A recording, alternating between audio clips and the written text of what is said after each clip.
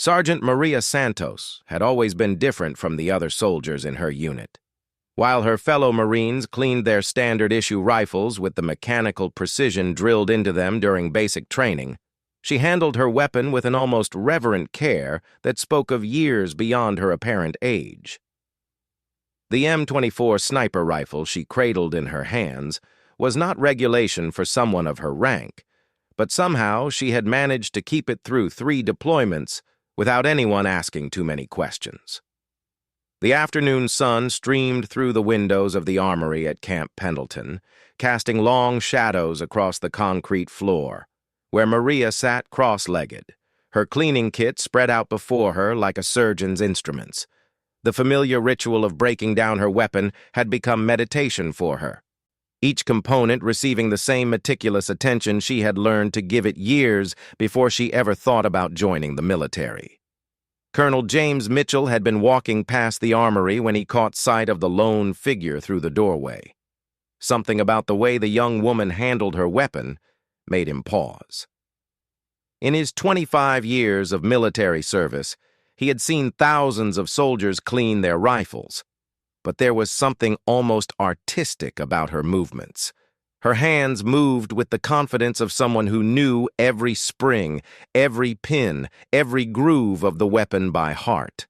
As he stepped closer, the afternoon light caught something pinned to her uniform that made his blood run cold. There, just above her left breast pocket, was a small silver badge that most people would overlook entirely.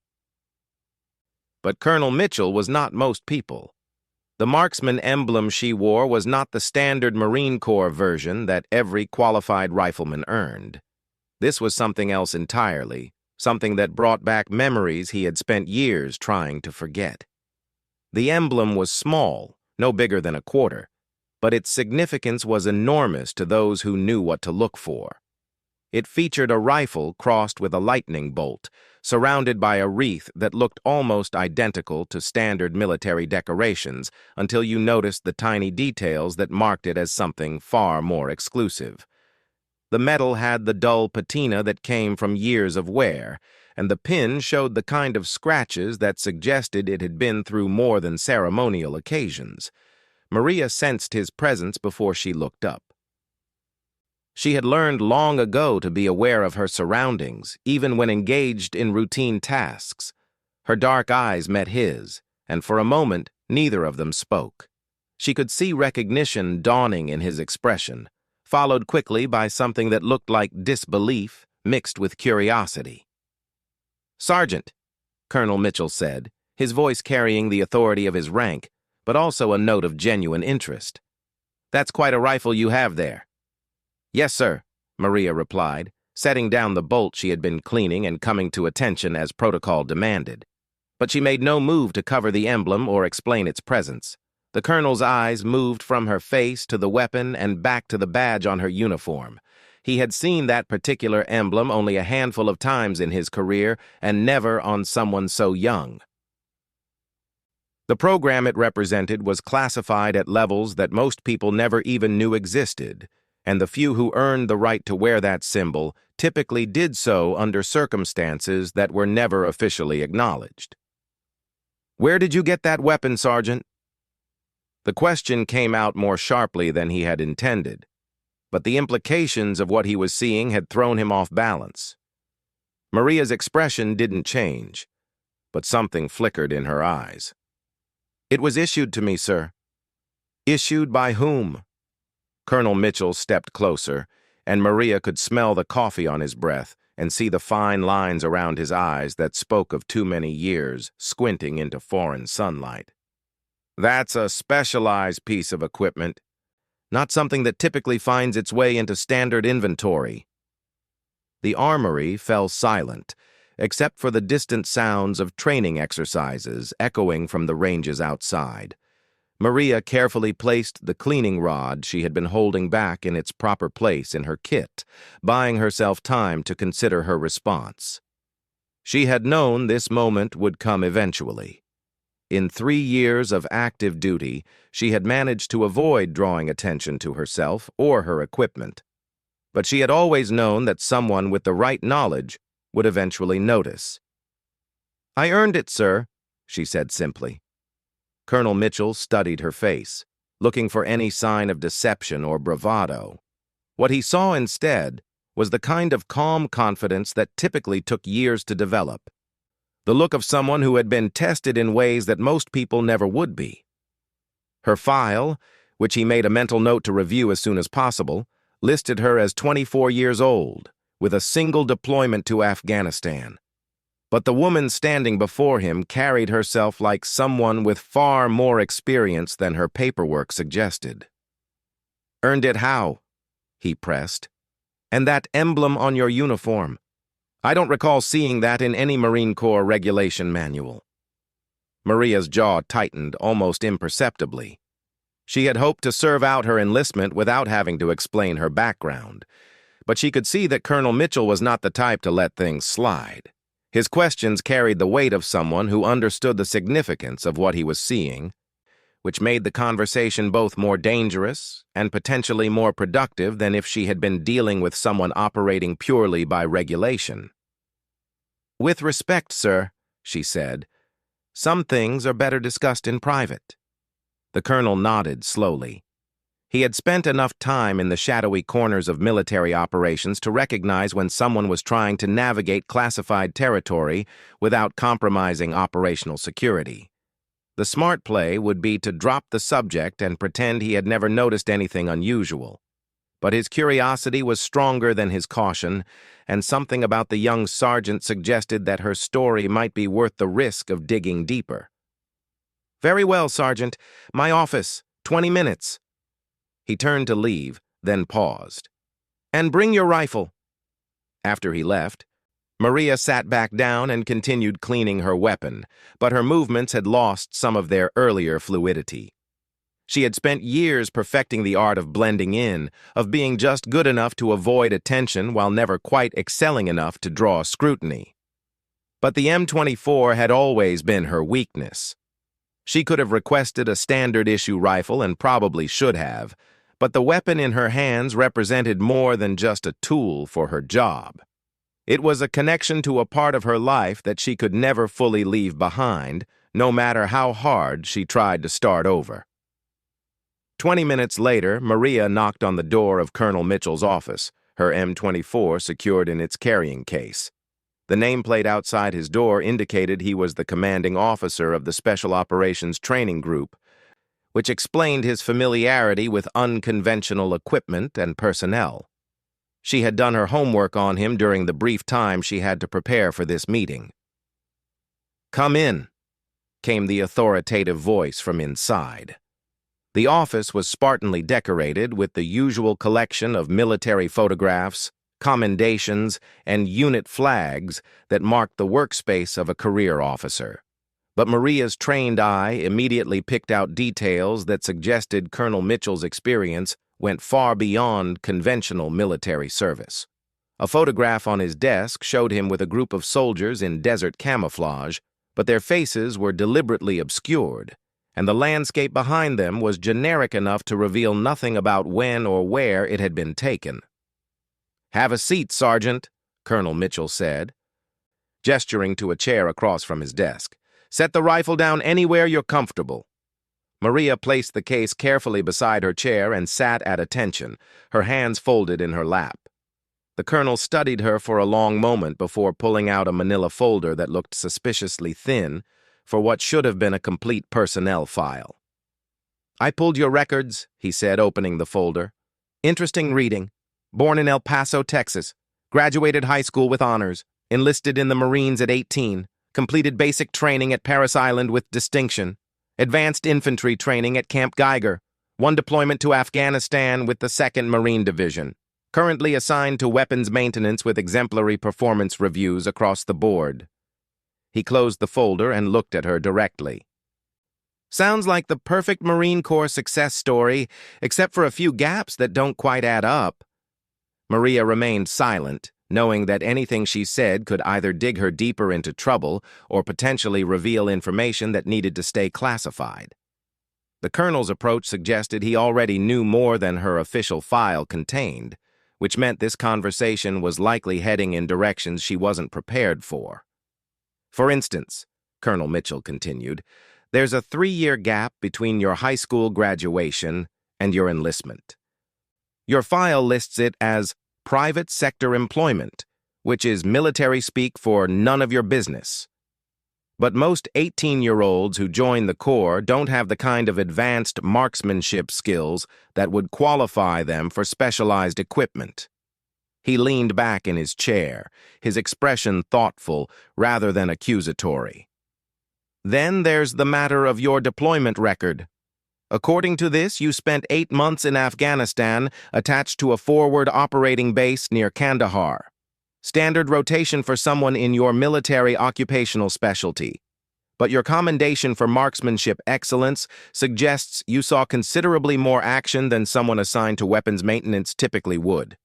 Maria could feel the walls closing in, but she maintained her composure. She had been through interrogations before, though admittedly not by friendly forces. The key was to reveal only what was absolutely necessary and hope that the person asking the questions had enough experience to understand the significance of what remained unsaid. "Sir, my record speaks for itself," she said carefully. "I've served with honor and distinction in every assignment I've been given."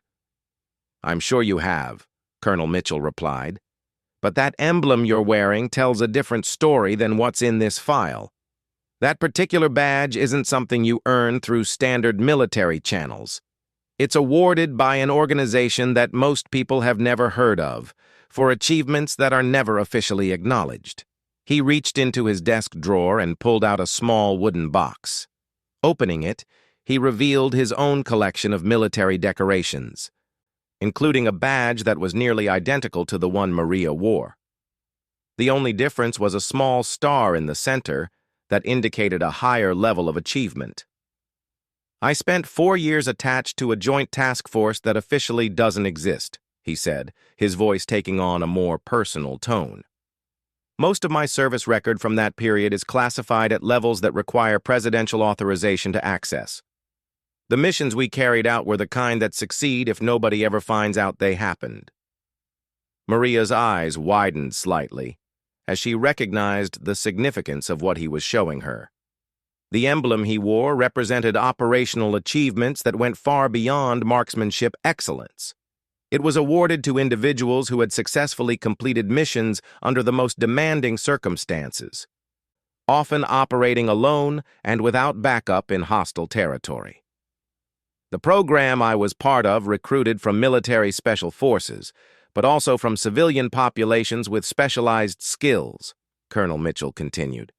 "We worked with hunters, competitive shooters, even criminals who had demonstrated exceptional ability with precision weapons. The only requirement was that you could hit targets that others couldn't, under conditions that would break most people." He closed the box and set it aside. What made the program unique was that it operated in the gray areas between military and intelligence operations. We weren't bound by the same rules of engagement that govern conventional forces, but we also didn't have the same legal protections. People who joined understood that their service might never be officially recognized, and that their safety depended entirely on their ability to remain invisible. Maria realized that Colonel Mitchell wasn't just fishing for information. He was offering to share classified details about his own background, which suggested he already knew enough about hers to justify the breach of protocol. The question was whether she was willing to trust him with the truth about her own involvement in similar operations. "The program was discontinued after a mission went sideways in Somalia," he said. "Too many questions were being asked about American operatives working without official authorization. Most of the personnel were transferred to other assignments or discharged from service entirely, but some of them found ways to continue using their skills in new contexts." He looked directly at her, and Maria could see understanding in his eyes. "I'm guessing you were one of the ones who found a way to keep serving." The admission hung in the air between them, and Maria realized that she had reached a decision point that would determine the rest of her military career. She could continue maintaining the fiction that she was just another Marine with unusually good shooting skills, or she could acknowledge the truth about her background and accept whatever consequences came with it. "Sir," she said quietly, "what exactly are you asking me?" Colonel Mitchell smiled for the first time since the conversation had begun. "I'm asking if you're tired of maintaining weapons that other people use to do the job you're actually qualified for." The directness of his question caught Maria off guard. She had expected him to demand explanations about her background or threaten to report her irregular equipment to higher authorities. Instead, he seemed to be offering her something that sounded almost too good to be true. "I'm not sure I understand, sir," she said cautiously. "I think you understand perfectly," Colonel Mitchell replied. "You're one of the most qualified marksmen in the Marine Corps, but you're assigned to clean rifles instead of using them. You've got operational experience that makes most of our Special Forces personnel look like weekend warriors, but you're pretending to be a basic infantryman with good shooting skills. That's a waste of talent that serves nobody's interests." He stood up and walked to the window that overlooked the training ranges. In the distance, they could see Marines running through combat exercises, their movements sharp and coordinated, but lacking the fluid precision that came from real-world application of their skills. "The Special Operations Training Group needs instructors who can teach advanced marksmanship techniques to personnel preparing for deployment to high-risk environments," he said without turning around. "We're looking for people with demonstrated experience in precision shooting under combat conditions. People who understand that sometimes the difference between mission success and catastrophic failure comes down to making a shot that others would consider impossible." Maria felt her pulse quicken. The possibility of returning to work that actually utilized her abilities was something she had given up hope for when she enlisted in the regular Marine Corps. But the prospect also brought back memories of the reasons she had left specialized operations in the first place. "Sir, with respect, you don't know my full history," she said carefully. "There might be aspects of my background that would make me unsuitable for a training position." Colonel Mitchell turned back to face her. "Sergeant, I've been reading between the lines of classified personnel files for most of my career. I know that people who join shadow operations often come from complicated backgrounds. What matters to me is whether you can do the job, not whether every decision you made before you got here would look good in a congressional hearing." He returned to his desk and pulled out another folder, this one considerably thicker than her official Marine Corps file. "Your real background makes for fascinating reading, once you know where to look for it. Born Maria Santos, but that wasn't your name when you first started working for the government. Recruited at age 15 after you won the National High School shooting competition using a rifle that cost more than most people's cars.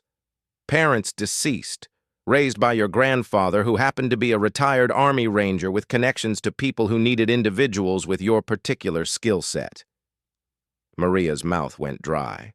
She had assumed that her civilian identity was buried deeply enough to avoid casual discovery, but Colonel Mitchell was clearly operating with access to information sources that went far beyond standard military databases.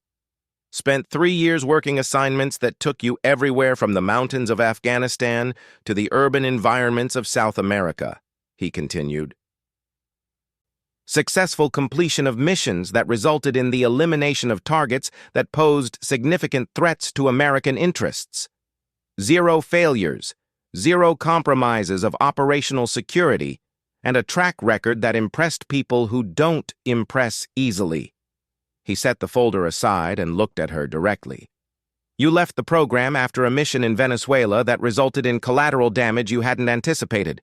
Clean shot on the primary target, but the secondary explosion took out a school bus that was supposed to be empty. 17 children killed because someone gave you intelligence that turned out to be 12 hours out of date." The words hit Maria like a physical blow. She had spent 4 years trying to forget that mission, telling herself that the decision to walk away from specialized operations was the right choice, despite the cost to her career prospects. Hearing the details spoken aloud brought back the nightmares she had finally managed to suppress. "You disappeared for 6 months after that," Colonel Mitchell said, his voice gentler now. "Resurfaced in El Paso using your original identity, enlisted in the Marine Corps under your real name. Started over as a basic recruit, even though you had more operational experience than most of the drill instructors training you." Maria struggled to maintain her composure. "Sir, if you know all of that, then you understand why I'm not suitable for a training position. I made a mistake that cost innocent lives. That's not something that qualifies someone to teach others." "On the contrary," Colonel Mitchell said firmly, "that's exactly what qualifies you to teach others. Every marksman I've ever worked with has missed shots they should have made or made shots they later regretted. The difference between the ones who become instructors and the ones who wash out is whether they learn from their mistakes or let them destroy their confidence." He opened the thick folder again and pulled out a photograph that showed a much younger Maria in military gear, her face barely visible beneath camouflage paint and night vision equipment. But her eyes were clearly visible, and they held the same calm focus that Colonel Mitchell had noticed in the armory. "The mission in Venezuela was a success from an operational standpoint," he said. "Your target was eliminated.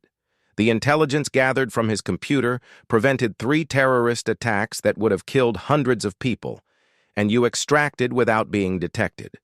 The collateral damage was tragic, but it wasn't the result of any error on your part." "I should have verified the intelligence independently," Maria said, her voice barely above a whisper. "I had the time and the resources to confirm that the area was clear. And if you had delayed the mission to do additional reconnaissance, your target would have moved to a location where taking the shot would have been impossible," Colonel Mitchell replied. "Sometimes there are no perfect choices, Sergeant. Sometimes you have to make decisions based on the best information available and live with the consequences." He closed the folder and leaned forward in his chair. "What happened in Venezuela taught you something that most people in this business never learn until it's too late. You learned that every shot you take has consequences that extend far beyond the immediate target. That awareness is what separates competent marksmen from truly exceptional ones." Maria looked down at her hands, which were folded so tightly in her lap that her knuckles had turned white. "Sir, I'm not sure I'm ready to go back to that kind of work." "I'm not asking you to go back to operational assignments," Colonel Mitchell said. "I'm asking you to help train the next generation of people who will face the same impossible choices you've already faced. Give them the benefit of your experience so they can make better decisions than you had the opportunity to make." The office fell silent as Maria considered his offer. Outside, the sounds of training exercises continued, punctuated by the distant crack of rifle fire from the ranges. Each shot reminded her of the precision and discipline that had defined most of her adult life, but also of the weight of responsibility that came with the ability to kill from a distance. "What would the assignment involve?" she asked finally. Colonel Mitchell smiled, recognizing that her question represented a tentative acceptance of his proposal. "Advanced marksmanship training for special operations personnel. Emphasis on long-range precision shooting, target identification under adverse conditions, and decision-making protocols for high-stakes environments. You would have access to the most advanced training facilities in the Marine Corps, and your students would be the elite personnel preparing for the most demanding assignments we undertake. And my background would remain classified. Your official assignment would be as an instructor in the Special Operations Training Group. Your specific qualifications would be listed as advanced marksmanship and combat experience. Anyone who needs to know more than that will already have the clearance to access your full file." Maria nodded slowly. The opportunity represented everything she had hoped for when she enlisted, but it also meant acknowledging parts of her past that she had worked hard to put behind her. Still, the prospect of using her skills to help others prepare for the challenges she had faced was appealing in ways she hadn't expected. "When would this assignment begin, sir?" "As soon as you're ready to accept it," Colonel Mitchell replied. Your first class of students reports next Monday. They're a mixed group: Marine Force Recon, Navy SEALs, and a few personnel from agencies that prefer not to be identified. All of them have the basic skills, but they need to learn how to apply them under the kind of pressure that turns competent shooters into nervous wrecks. He stood up and extended his hand. What do you say, Sergeant Santos? Ready to stop hiding your light under a bushel? Maria stood and shook his hand, feeling for the first time in years that she might be moving toward something that resembled the career she had always wanted. Yes, sir. I accept the assignment.